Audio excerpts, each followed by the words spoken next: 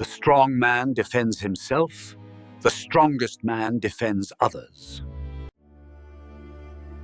You have been sold a lie, a comfortable, convenient lie that keeps you running in place while others lap you effortlessly. The lie is that hard work is the key to getting rich, that if you just put in more hours, grind a little harder, and sacrifice a little more, you will eventually reach financial freedom. But you've been doing that, haven't you? You're working harder than ever, yet you feel like you're on a treadmill, burning energy but going nowhere. The truth is, the rich don't get richer by working harder than you. They don't get richer by playing the same game with more intensity. They get richer because they understand a brutal Machiavellian secret that the masses are conditioned to ignore. They aren't just playing the game. They have rigged the very architecture of the game in their favor. Then they have mastered what I call the law of position.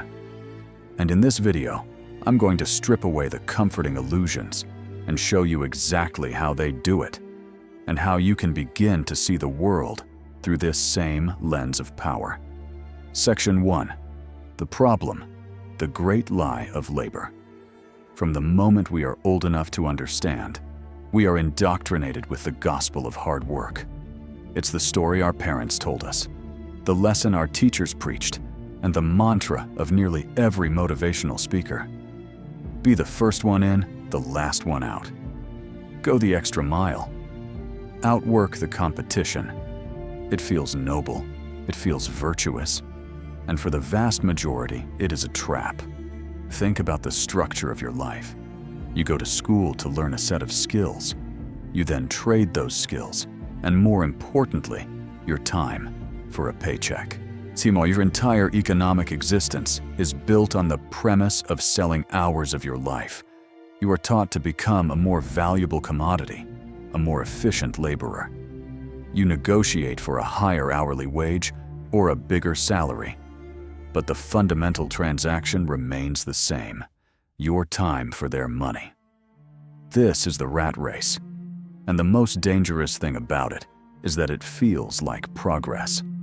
A small raise, a slightly better title, a corner office with a slightly better view. These are the crumbs the system gives you to keep you running. They are markers of motion, designed to be confused with progress. You are so focused on your speed on the treadmill that you never stop to ask who owns the treadmill, who sets the speed, and who is collecting the real profits from the electricity you generate. The system is designed to reward effort just enough to keep you compliant. It needs you to believe that your labor is the source of your potential wealth. Because as long as you believe that, you will never question the structure itself. You will see those who have immense wealth and assume they must be working 1,000 times harder than you are. You might resent them, you might admire them, but you will fundamentally misunderstand how they achieve their position.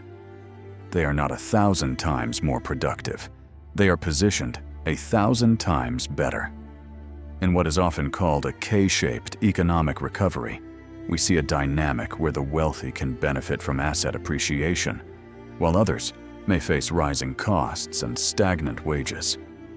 Your hard work creates linear returns. You work 1 hour, you get paid for 1 hour. This is the path of the laborer, a path of arithmetic growth in a world where real wealth is built geometrically. Section 2. Agitation, the rigged game. Let's be brutally honest. You are playing a rigged game. Not slightly skewed, not a little unfair. Rigged. Rigged like a casino where the house edge isn't just a few percent, but 99%. You are a cog in a machine you do not own. You are a builder of a castle in which you will never be king. This isn't a metaphor. It's the mechanical reality of our economic system. Value does not flow to where the most effort is exerted.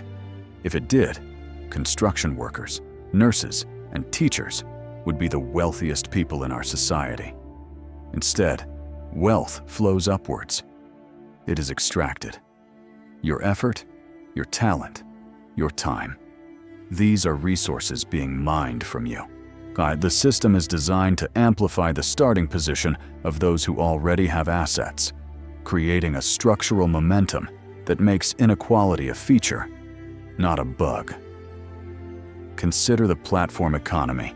A driver for a ride-sharing app works incredibly hard. They trade their time and the wear and tear on their car for a fee. They are the definition of a hard worker. But who gets truly wealthy? The driver, who makes a few more dollars by skipping a lunch break? Or the company that owns the platform? The company doesn't own the cars. It doesn't employ the drivers in a traditional sense. It owns something far more valuable. It owns the position. It is the gatekeeper that controls access between passengers and drivers.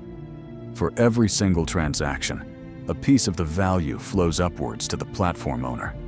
They don't work harder for each ride. They simply sit at the choke point where the value must pass. The driver is the water, flowing with energy and force.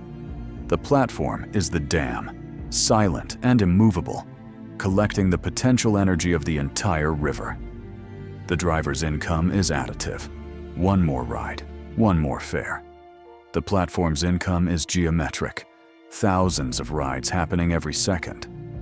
While platform ownership is far from passive, involving immense operational costs and regulatory battles, the core principle remains.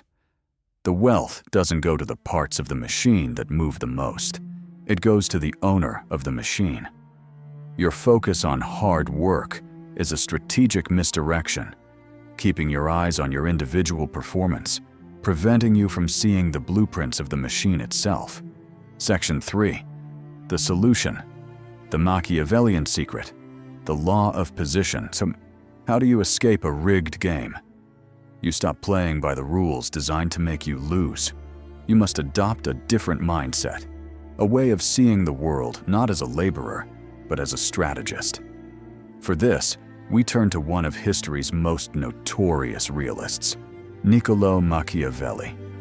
Machiavelli is often painted as a promoter of pure evil, but that's a caricature. At his core, he was a political realist who stripped away comforting illusions to analyze how power actually works. While he never wrote down a law of position, we can derive a fundamental principle from his ruthless analysis, that power isn't about who is the most virtuous or who works the hardest. Power is about who controls the structure. It is about geometry and leverage.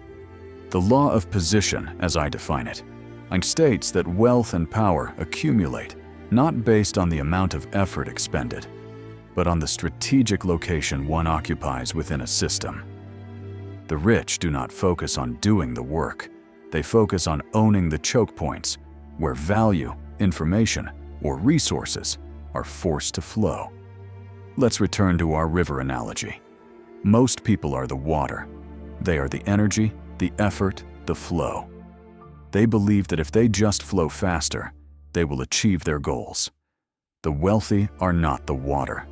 They are the architects of the dam. They don't concern themselves with the speed of the current. They study the terrain, the geography, the flow of the entire system. They identify the narrowest point in the valley, the natural choke point, and that is where they build. Once the dam is built, it simply is. By virtue of its position, it controls the entire power of the river. The water has no choice but to accumulate, its energy becoming a source of power for the dam's owner. Money follows position, not effort. This is a fundamental shift in perspective. Stop asking, how can I work harder? And start asking, where can I position myself? Stop thinking about how to be the best employee and start thinking about how to become the gatekeeper. A gatekeeper is anyone who controls access. While everyone else is fighting to get through the gatekeeper is the one charging the toll. And the beautiful, terrifying thing is that once the gate is in place, the toll collection becomes passive. It is automatic. It is effortless. Section 4. The vacuum strategy. Effortless accumulation. The true power of a strategic position is that it creates a vacuum. It is a low-pressure zone where value is naturally and silently pulled upwards. This is the vacuum strategy, and it is the key to understanding how the rich appear to accumulate wealth while exerting so little visible effort. Think about it. The loudest, most visible person in a system is often the one with the least power. The frantic manager, the salesperson making hundreds of cold calls, their motion is a signal of their lack of leverage. The truly powerful are often less visible. They operate from a distance, not because they are lazy, but because their power doesn't require their constant, active presence. While many work long hours, their effort is applied to leverage points, not to the manual labor of the system. The owner of the company isn't on the factory floor. The landlord isn't fixing the toilet. The inventor of a software patent isn't coding every installation. They established a position, and that position now does the work for them. It creates a vacuum that sucks value from the periphery to the center. This is Machiavellian cunning in its purest form. He understood that overt force is costly and creates resistance. True power lies in shaping the environment so that others willingly act in your interest. The system itself becomes your enforcer. Employees work hard to meet their quotas, not because the CEO is standing over them, but because the system of compensation and promotion is designed to compel them to. This is the elegance of the dam. The river doesn't fight the dam. It simply fills the reservoir. The dam's owner doesn't need to shout at the water. The structure itself dictates the outcome. Invisibility is a form of power. People see the outcome, your wealth, but they don't see the mechanism. They attribute it to luck or genius or inheritance, but they rarely see the cold, calculated geometry of your position. To begin thinking this way, you must start seeing systems everywhere.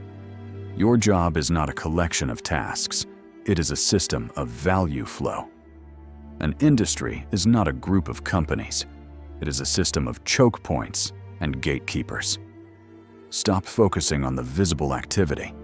Start mapping the invisible flows of money, attention, and power. Section 5. The hierarchy of leverage. Climbing the power ladder. Not all positions are created equal. Just as in an army, there is a clear hierarchy of control. Understanding this hierarchy of leverage is critical to moving from weakness to power. It's a conceptual model where your ability to capture value grows geometrically as you ascend. Level 1. The laborer. This is where most of the population operates. You control only one resource, your own time and effort. Your income is linear and capped. You are pure effort with zero position. Level 2. The process controller. This is the manager or specialist who owns a specific process. You have moved from selling just your time to controlling a small piece of the machine. Your leverage is greater, but still localized and dependent on the larger system. You might own the gate to a single room, but you don't own the building. Level 3. The resource and channel master. Now, we are entering the realm of real power. This is the executive who controls the budget, the marketer who controls access to the customer, and the venture capitalist who controls access to funding. Their decisions have a multiplying effect, activating the work of hundreds. Their wealth is tied to the performance of the systems they command. Level 4. The architect of the game. This is the highest level of leverage. The founder who creates the platform, the majority shareholder, the individual who builds a network so powerful they become the central node. They do not operate within the system. They are the system. They own the dam. Their wealth is a function of ownership, capturing a fraction of every piece of value that moves through their ecosystem.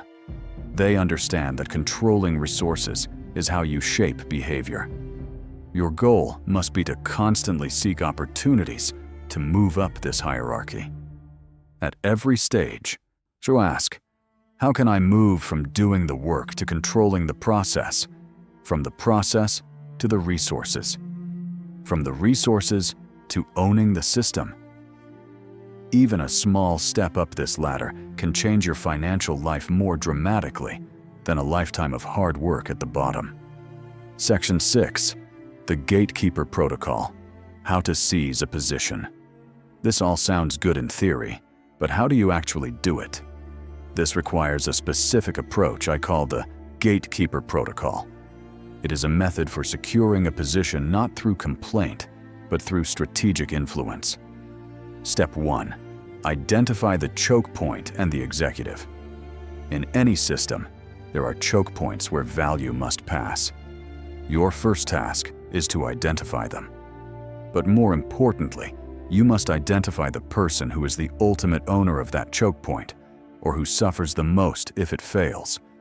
This is the executive. You must stop thinking about pleasing your immediate superior and start thinking about solving the problems of the person with real power. Step 2. Frame your solution as protection. Do not approach the executive with a complaint or a demand. That is the language of a laborer. Instead, you approach them with a solution that offers them protection. You have identified a risk, a weakness, an instability in their system, and you have the key to fixing it. For example, instead of saying, "I'm the only one who knows this, so you should pay me more," you say, "I've noticed our reliance on this single point of failure creates a significant risk. If I were to leave, this department's output would be compromised. I've developed a protocol to stabilize this, but this function needs to be formalized as a dedicated role to ensure long-term stability." Step 3. Trade protection for an enforceable position. This is the crucial transaction. You are offering to protect the company from risk. In exchange, you are not asking for a simple raise. You are asking for a position. You want your new role to be formalized, with its responsibilities and authority codified. In exchange for solving this critical vulnerability, I want to be the official owner of this domain. This is not aggression. It is a mutually beneficial exchange. Step 4. Secure legitimacy from higher structures. A position is only as strong as its recognition by the broader power structure.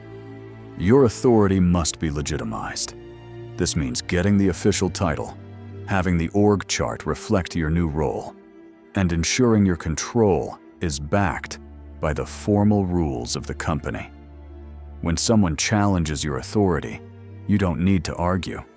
You simply point to the rule book. Your power is no longer personal. It is structural. You have successfully turned your leverage into a defensible fortress. Section 7. Applying the law of position today. The first step is a fundamental mindset shift. You must undergo a transformation in how you view your career.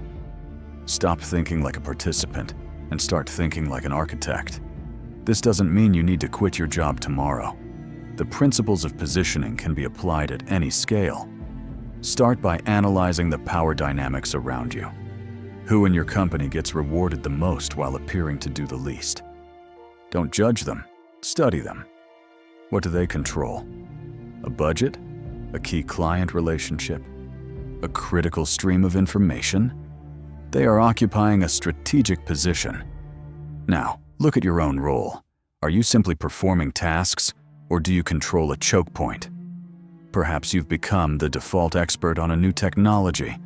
That's a potential choke point. Instead of just doing the work for everyone, could you formalize your role? Could you create a system, a process, a series of workshops?